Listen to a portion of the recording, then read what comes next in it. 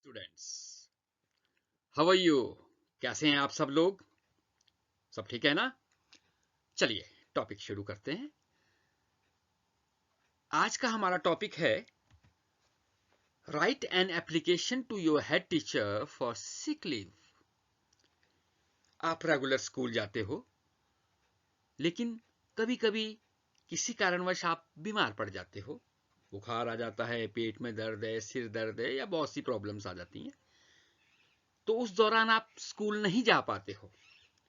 ठीक है, अब आपको इस बात की सूचना अपने स्कूल तक पहुंचाना जरूरी है। तो उस सूचना को आप लिखित रूप से स्कूल को कैसे पहुंचाओगे? लिख कर दोगे ना, तो उसे ही हम सिक लीव कहते हैं, बीमारी के लिए प्रार्थना पत्र। और एप्लीकेशन, सबसे पहले टू, आपकी कॉपी में साइड में एक लाइन होती है ना, उसे हम मार्जिन लाइन कहते हैं। उस लाइन के साथ ही आपको ये पूरी एप्लीकेशन लिखनी है। ये मॉडर्न फॉर्मेट है। आप अपने घर के बड़ों से पूछ सकते हैं कि पहले एप्लीकेशन कैसे लिखी जाती थी, लेकिन अब मॉडर्न फॉर्मेट में हम उस लाइन के साथ ही पूरी एप्लीकेशन लिखते हैं। सबसे पहले टू। टू का मतलब है कि आप ये एप्लीकेशन लिख किसको रहे हो। आपके स्कूल में जो हेड है, आप उसको एप्लीकेशन लिखोगे तो सबसे पहले टू डालोगे। आने वाली और एप्लीकेशंस में भी टू लिखना जरूरी है, क्योंकि टू का मतलब होता है आप ये एप्लीकेशन लिख किसको रहे हो। आप ये एप्लीकेशन अपने स्कूल के हेड टीचर को लिख रहे हो, जो भी वहां सबसे सीनियर टीचर है। हो सकता है वो लिखता हो इंचार्ज, तो आप इंचार्ज भी लिख सकते हैं। हमने यहाँ एक एग्जाम्पल के लिए हेड टीचर लिखा है। फिर आपका school government primary school ABC, यहां हमने एग्जाम्पल के लिए ABC लिखा है। आप अपने स्कूल का नाम इसमें लिख सकते हैं। ABC के स्थान पर आपके स्कूल का नाम आएगा। अब है सब्जेक्ट। कोई भी एप्लीकेशन या कोई भी लेटर, जब ऑफिशियल लेटर चेक किया जाता है तो सब्जेक्ट देखकर ही चेक किया जाता है कि ये एप्लीकेशन किस विषय पर होगी। इसलिए आप वहां पर जरूर लिखें एप्लीकेशन फॉर सिक लीव, यानी बीमारी के लिए प्रार्थना पत्र।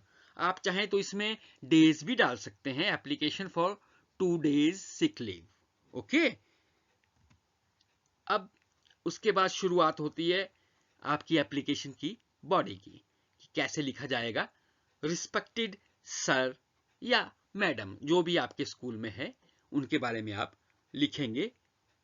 ये टोटल मैटर है आपकी एप्लीकेशन का, जो आप कहना चाहते हो। एप्लीकेशन लिखने का छोटा सा एक तरीका होता है, हम उसको देख लेते हैं। और ध्यान रहे, हमने सब कुछ मार्जिन लाइन के साथ ही लिखना है। With due regard, I want to say that I am a student of class 4 in your school. आपने इंट्रोडक्शन दी इज्जत के साथ, विद ड्यू रिगार्ड। जैसे हम हिंदी में लिखते हैं ना, सविनय निवेदन है कि मैं ये कहना चाहता हूं कि मैं आपके पाठशाला का 4ठी कक्षा का छात्र हूं। आपने इंट्रोडक्शन दे दी, आपका पता लग गया उनको।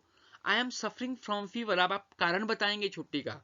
मैं बुखार से पीड़ित हूं या मुझे बुखार हो गया है। सो इसलिए I can not attend the school for 2 days, मैं पाठशाला में 2 दिन के लिए नहीं आ सकता।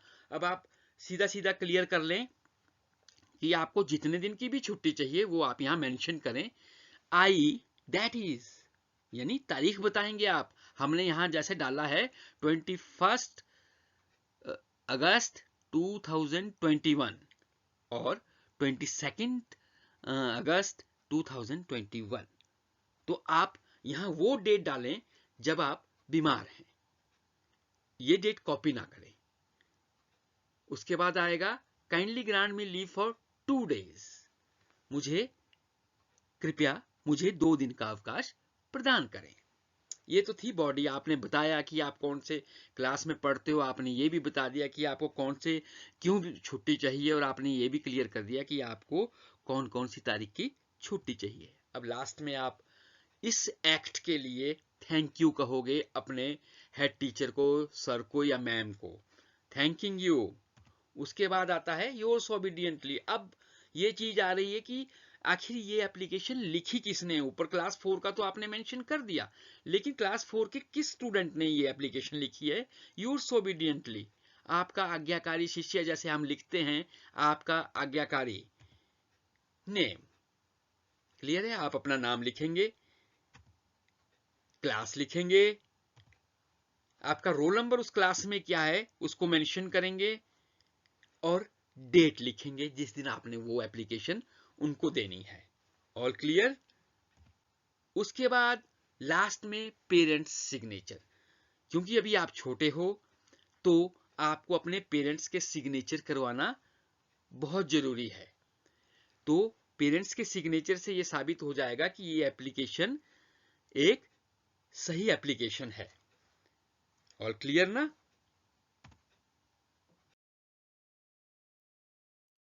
अब आपने ये सिक लीव की एप्लीकेशन देखी है। आने वाले समय में बड़ी क्लासेस में भी आपको इसी तरह की एप्लीकेशंस लिखनी पड़ेगी।